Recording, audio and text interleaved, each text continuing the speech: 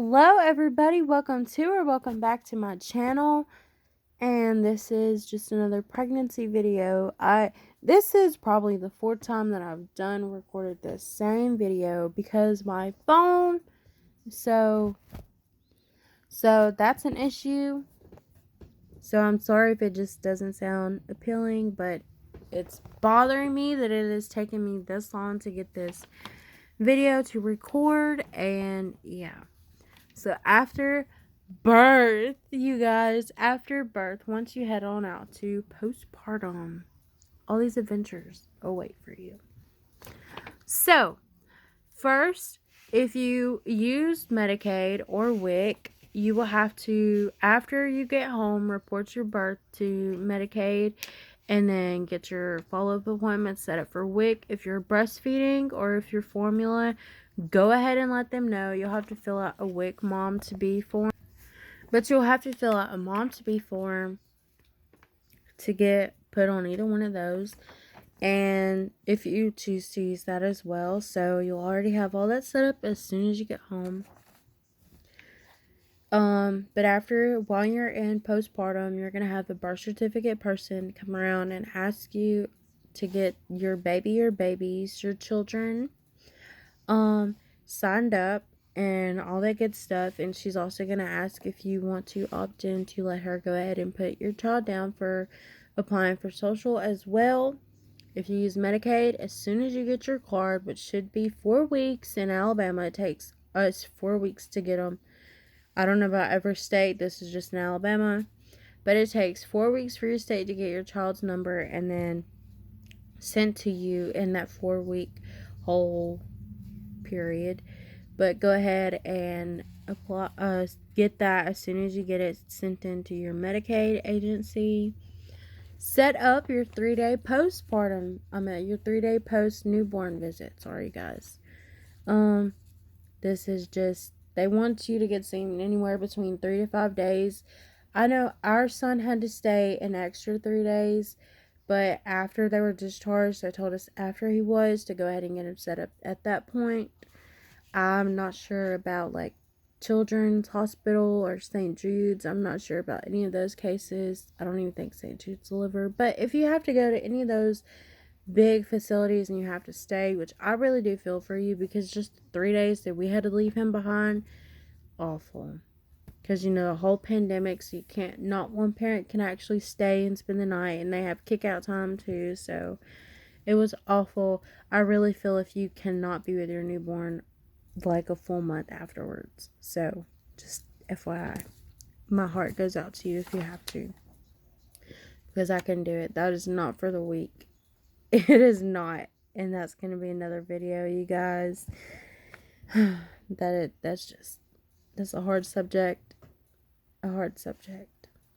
But you have to do that. And then if your social security lady or your birth certificate lady should give you an envelope like this, and it should come with the application for your birth certificate. Turn that into, you can either mail it into the address in that packet, or you can go to your local health department and they'll do that for you. If you don't, then you'll have to wait and apply. You also will have to apply 2 weeks in the state of Alabama, 2 weeks.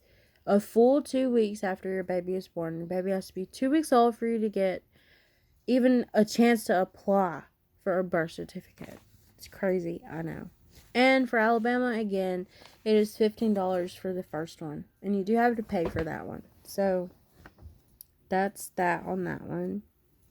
And then you'll have to get all your pediatrician appointments, your 6-week appointment, and if you use WIC, your nutrition appointment, just to check in and on for the baby and to make sure your baby's where it needs to be.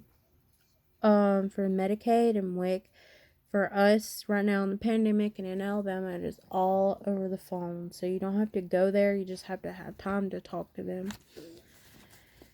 And my care coordinator, actually, her name is spelt Dinah, but I believe it's pronounced Donna. I believe that's what she said. But with her, as soon as I went to my 6 weeks checkup, which was yesterday, I got to get a free $50 Walmart gift card just for keeping my appointment and going. So that might be an option for you. We didn't even know it until afterwards. So just answer all your calls and see if you get entered in for all these gift baskets for you or baby, or gift cards for you or baby. You never know. We didn't know. So answer all your phone calls and just be honest with them. Like, we had some really rude nurses and we told them about them and they appreciated the review. I'm not sure what, like, if they actually took action into that. I'm pretty sure they did. But be honest with them. Do not be afraid, because they're not going to tell them that so and so said this. They're not going to tell them that. So you're in the clear for being discreet. But just be honest with them, because not all of your staff is going to be friendly. Especially in labor and delivery. I cannot stress this enough.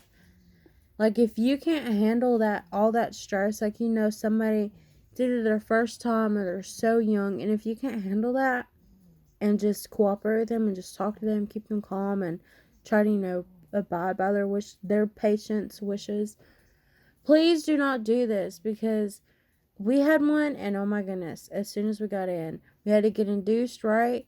As soon as she came in, she said, "Do you want me to go ahead and send out for epidural?" I did not want epidural at all. I told my gynecologist I did not. Also did not want to get induced either, but, you know, we were kind of on crunch time there, so for Noah's safety, I had to do it. I had to. So for his safety, I had to. Also, some nursery nurses, if you're a first-time parent, do not be afraid to ask any and every question. Ask them what they're doing, if they're taking your baby out of the room, which most of the stuff they did for our baby was all in room. The only time they had to was for the circumcision and one of the last tests on the third day. On our third day. That was the only two things they actually had to do outside. So don't be afraid to ask them questions. That is your baby that you just created for 9 whole months, if not earlier. And, you know, that's your firstborn, or you're returning. And each child is different, you know. Each pregnancy is different. You might just have some questions or concerns that you really want addressed. Do not be afraid to ask them. But some of them, again, do not understand what it's like. I get they do it all the time to be like 911 dispatchers and all.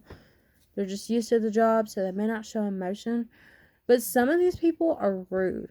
Not all of them. There was like 2 people that were rude, 4 people that were kind of just iffy, you know. So just be on the lookout for that, and you can probably address the situation and probably get a new said person to look at you or a baby. They'll probably do that. We didn't do that, but do not be afraid to ask every single question, even about the bath. Like, it's your baby. I mean, it's your baby. So don't be afraid. And also, after everything is said and done, just be prepared for phone calls constantly. For you, your staff, how you felt you were treated, your baby was treated, if everything was fine, your pediatrician, your on-call or your beginning pediatrician, you'll have to answer reviews on that. The hospital you stayed, even down to the housekeeper, you guys, we had to do a review on everybody. So take notes, take a notebook, you know, get one of your nurses. My postpartum nurse I really loved was Miss Charlotte. No, that wasn't her name. Oh my goodness, I forgot her name. But she was absolutely amazing. Miss Kim, that was her name, Miss Kim. Charlotte was the last one I met, but I didn't get to see actually because we got discharged. But Miss Kim, I loved her. Anytime I asked, or anytime my husband asked, you know, your meals are only supposed to be for just you. She would always ask me for snacks or for extras if he needed something, if I was extra hungry. So take advantage of people like that. Like, I absolutely loved her. I do, and I wish everybody could have her because she was amazing. She's an older woman. Most older women are like another young child having another baby. No, you guys, she was the exact opposite. Loved her. She was a God sent angel to us, even all the way down to making my mesh panties. True story, you guys. So just take notes. If you have a nurse like that, get her to take down some notes of who all watched you and look on your paperwork and stuff. Just even for extra supplies. You guys, like, she was the only one that ever asked me if I needed extra supplies. Only one. I can't tell you how many people for labor and delivery. My favorite one was Emily. You guys, Emily was another angel sent from God. Like, those two were our top favorite. Emily even brought my husband a plate for food after we gave birth. Like, went out of her way just to bring him a plate so he could eat and so I could eat and we could both be happy with our newborn. So you guys, find those people and we're gonna send them some gifts. Like I said, we fell off track during our pregnancy, so once we get back on track fully and all the way, we're gonna send them some gifts. Whether it's thank you cards for all of them and some pictures or a little goodie basket. We're going to send them gifts just to show our appreciation for the hospital staff, for us, both of us, and the clinic, like where my gynecologist was. So you guys, just take notes of all of this, because as soon as you get home, it's going to be like back to back to back to back. You're constantly going to be on your feet. Not really, literally, but on your phone. Oh my goodness, on your phone for appointments, reviews, checking in on everybody. Everybody's checking in on you, like family and all. Like, it's just going to be a busy month. The first month is the busiest. And also, if you are on Medicaid, and for everyone actually, do not forget your well child visits. Your well child visits consist of, for babies, 1, 2, 4, 6, 9, and 12 months is when they should go to the pediatrician. Toddlers, 15, 18, and 24 months. Young children, 3, 4, 5, and 6 years old, so once a year. And then older children and teenagers should be seen every year, once every year. So do not forget about those appointments. Get you a binder for your stuff to keep all your stuff in there. I keep talking about all your documents and everything. Get you this. This guy literally saved us. This is not this month, but you guys, you have 2 whole pages of just stuff. All that space. You have note space, day space. You have 4 lines on each day. Your note space, your number space, your reminders, your past month, and then your next month, like up here on the corners. So, you guys, this came from Dollar Tree. It doesn't have to be anything fancy. It can even be just a wall calendar. Get you one. And this is it's not too small and not too big, but it will fit perfectly in our diaper bag. Take for making all of our appointments. Get you one. It is, like, you will love it. You will need it. And just write down all your important information and stuff.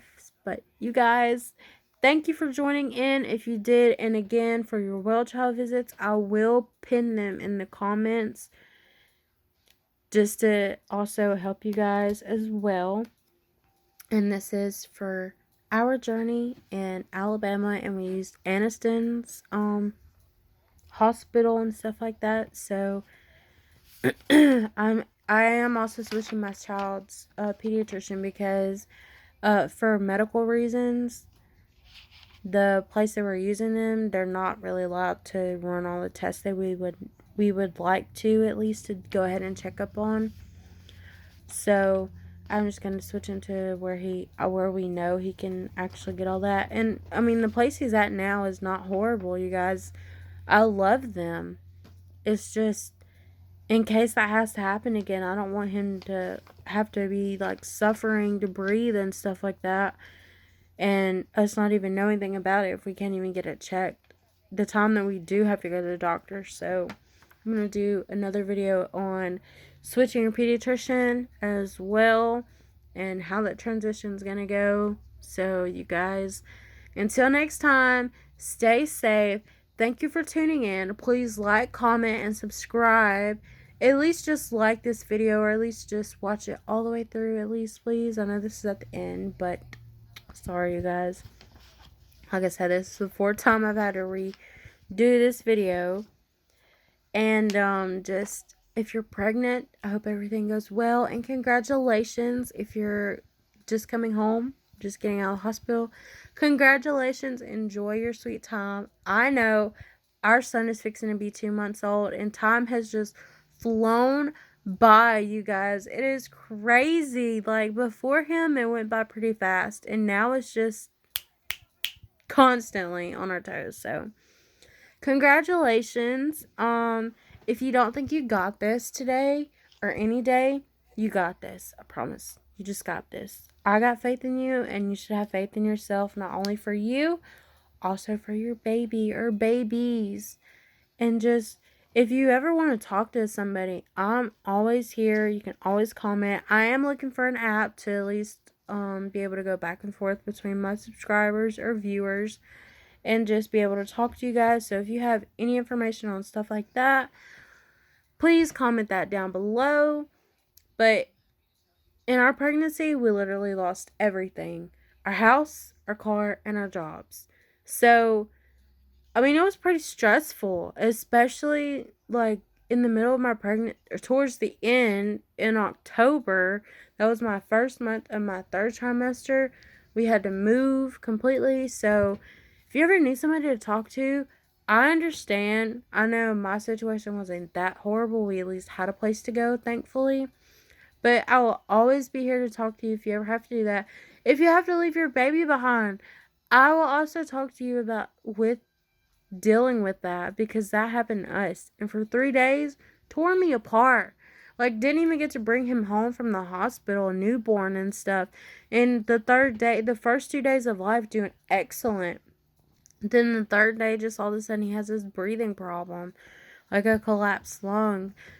I mean, it's not normal, but it is at the same time. It's one of those like flu. If you let it get too worse, you could go into like pneumonia and stuff like that. So it was that kind of situation. But still, I just had that baby. I had that baby inside of me for 41 weeks and 5 days. And then waited on him, seen him, and got to play around with him really for one day, because the first day, I was knocked out, hooked up to a catheter, couldn't get out of bed. So that was the downfall of that, the getting induced. And then the third day, I couldn't even bring him home with us after staying in the hospital. So, yeah, like I will be here for that as well, you guys. Much love and congratulations to all the mamas. You are beautiful. You're doing great. Keep up. Keep updating this little folder in my channel to also help you if you need any other information. And that is it for today, you guys. Thank you for tuning in again. I love you guys. Thank you for the views. Even if it's just one view. Thank you. Thank you for the new subscribers. Thank you. Like, this channel was literally at just 0. And now I'm just trying to grow it out. Thank you guys so much. And until next time, goodbye. Much love.